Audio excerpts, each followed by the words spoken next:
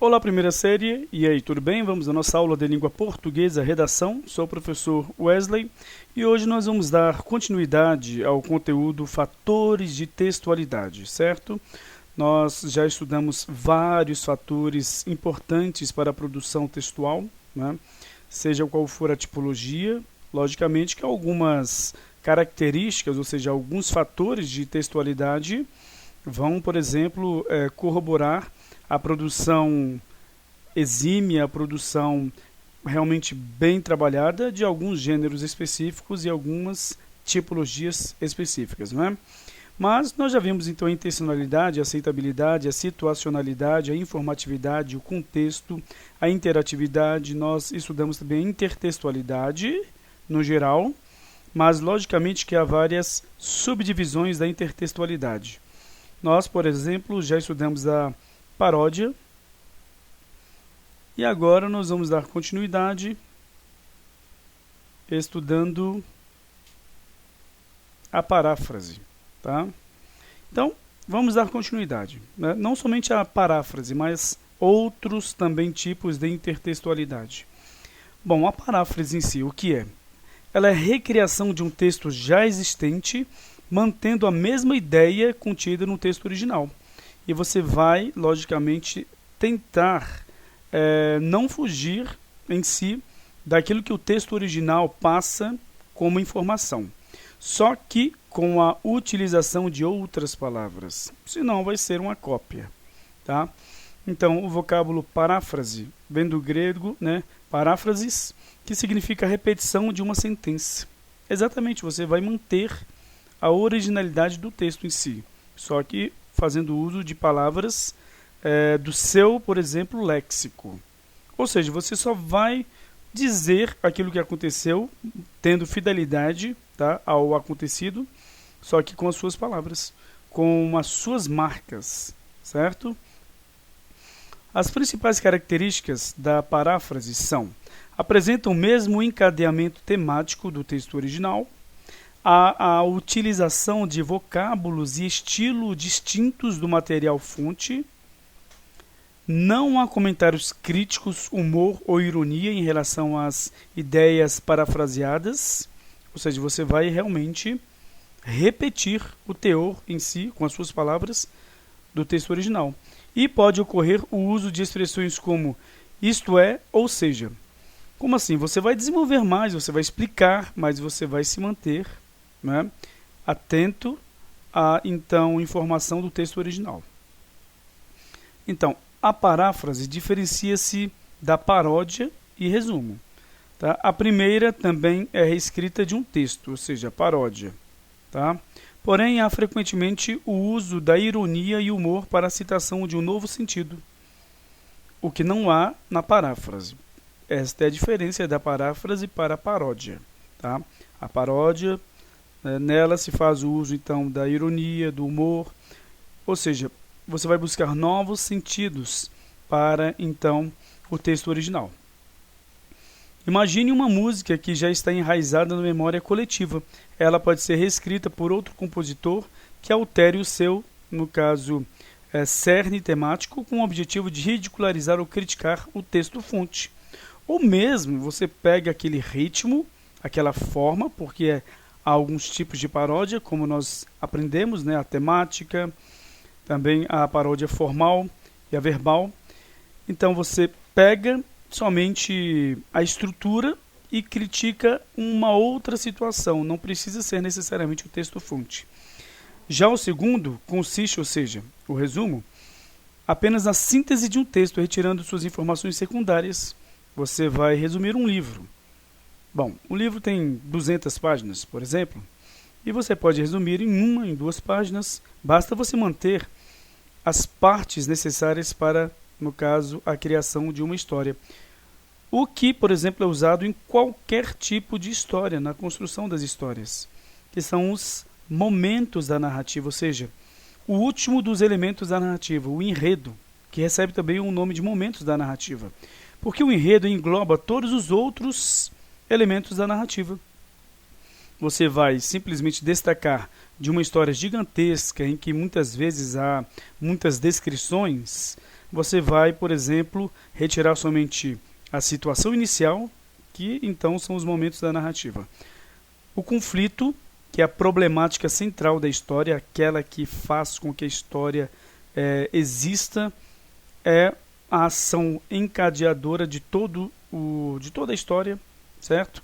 Vem o clímax, que é a parte mais tensa da história, aquele momento que você chega ao ponto mais, vamos dizer assim, importante do conflito, ao do que vai acontecer realmente, e então o desfecho, que é a resolução do conflito e o fim da história, ou somente o fim da história sem que haja uma resolução do conflito, certo?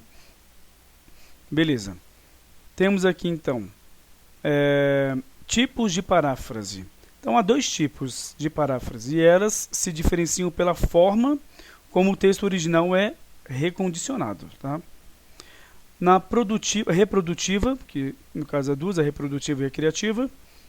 Na reprodutiva há uma síntese e reiteração. Na criativa ocorre a expansão do conteúdo temático. Então, em uma, há uma síntese, que é na reprodutiva.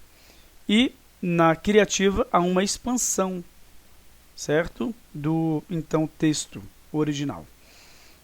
A paráfrase reprodutiva, então, possui um laço estreito com a reprodução integral de ideias, isto é, trata-se de quase copiar as informações de um texto. Nesse tipo de paráfrase, a habilidade primordial é a capacidade de reelaborar sentenças sem copiá-las totalmente. Não se trata de um resumo, pois não há exclusão de informações secundárias, certo? Então, você simplesmente vai tentar manter, né, as sentenças em si mais importantes, mas não é uma questão de exclusão de informações secundárias. É uma questão de você realmente não tentar em si explicar o ocorrido, tá? Talvez dar alguns detalhes a mais sobre o ocorrido. Não, a intenção aqui é você, logicamente, reproduzir, né, em si a informação de forma integral, só que você vai, olha só, quase que copiar essas informações, só que com as suas palavras, tá? A criativa, que vai expandir o texto, então, não consiste apenas em um resumo das ideias, né? Aqui, você, logicamente, que vai estritamente manter a ideia original e, muitas vezes, até fazendo uma síntese, tá? Vai ficar em si, a informação vai ficar menos extensa. Agora, já na criativa, não consiste apenas em um resumo das ideias, mas a construção de novos significados, que remetem ao campo temático do texto principal. Então, você vai além das palavras simplesmente escritas ou ditas sobre algum ocorrido, tá? Nesse ponto, há semelhança, olha só, nesse ponto há semelhança e o texto parafrástico nesta categoria não discorda, mas distancia-se do texto original, indo além da simples reiteração. Além da simples, vamos colocar assim, importância da, no caso, ação do que ocorreu em uma frase. Não, você vai além disso, tá? Além de você simplesmente reiterar o que foi dito. Olha, foi dito ali que isso aconteceu, você só está reiterando, mas não, neste caso aqui não é essa a intenção. E sim, observem, no caso de fazer com que esse texto, né, seja então uma ressignificação em si. Então não é paródia, pois não há uma reescrita com função de humorizar ou ironizar o texto original. Assim, ambos os tipos de paráfrase permitem perceber a alusão ao original. Porém, uma não deixa espaço para novas informações, que é no caso a reprodutiva, relacionadas ao tema, mas a outra recondiciona e expande o material base sem que o distanciamento desvincule os dois textos. Agora é que vem a situação, olha só, você vai expandir na criativa o texto original, só que você não pode se distanciar do original, da informação original. Lembrando que a paráfrase tem de se, então, manter fiel ao texto original, certo? Então, cuidado com isso, né? E como você produz uma paráfrase. Temos aqui, olha só, exemplos de paráfrase. Para melhor compreender o funcionamento da paráfrase, segue alguns exemplos. Paráfrase reprodutiva. Quando uma mulher cruzava a rua, foi atropelada por um carro. O motorista fugiu e não prestou socorro. Esse é o texto original.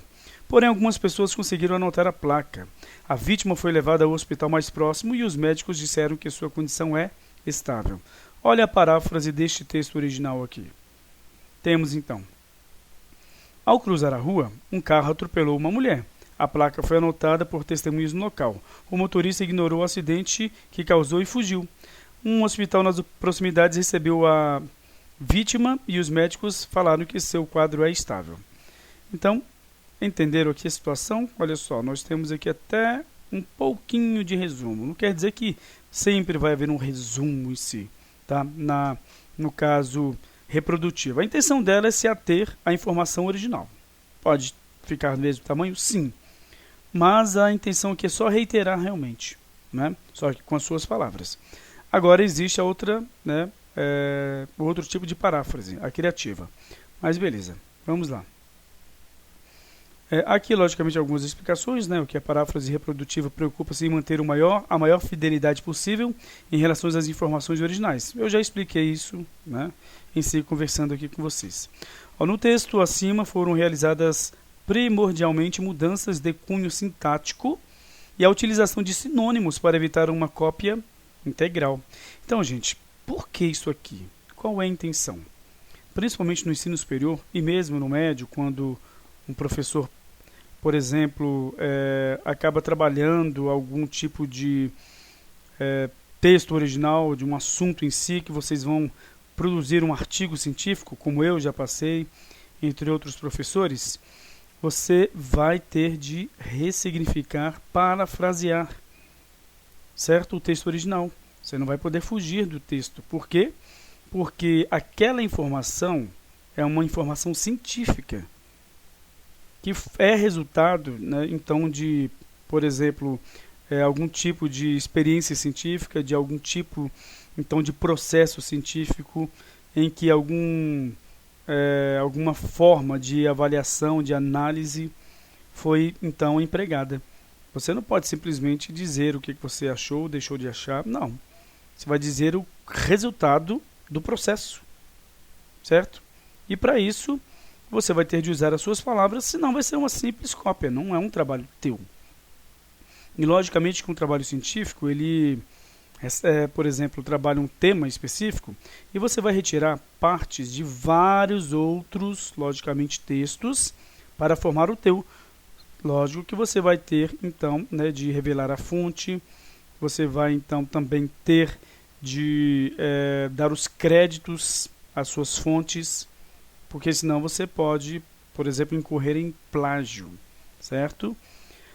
Beleza, então é para isso que nós estamos estudando paráfrase. É muito importante para, então, a produção de textos científicos, né, de artigos científicos, né, vários tipos, então, de produções, até mesmo do TCC, trabalho de conclusão, né, do curso superior, quando vocês, então, lá estiverem, certo? Beleza. Agora, vamos aqui para a paráfrase criativa. Temos o texto original. Canção do Exílio de Gonçalves Dias. Nosso céu tem mais estrelas, nossas várzeas têm mais flores, nossos bosques têm mais vida, nossa vida mais amores. Em cismar sozinho à noite, mais prazer encontro eu lá. Minha terra tem palmeiras onde canta o sabiá, minha terra tem primores, que tais não encontro eu cá. Em cismar sozinho à noite, mais prazer encontro eu lá. Minha terra tem palmeiras, onde canta o sabiá. Não permita, Deus, que eu morra sem que eu volte para lá, sem que desfrute os primores que não encontro por cá, sem que ainda aviste as palmeiras, onde canta o sabiá. Então, nós temos aqui o texto original, né, de Gonçalves Dias, e temos aqui a paráfrase. Canção do Exílio facilitada. Olha aí, você vai entender. De José Paulo Paes. Lá, sabiá, papá, mamá, sofá, sinhá, cá, bá. Pois é, né? Então, a questão é você entender qual é, na verdade, a intenção do texto, né? É a canção do exílio facilitada. E aqui há alguns tipos de, por exemplo, características que demonstram de onde é que então ele vem.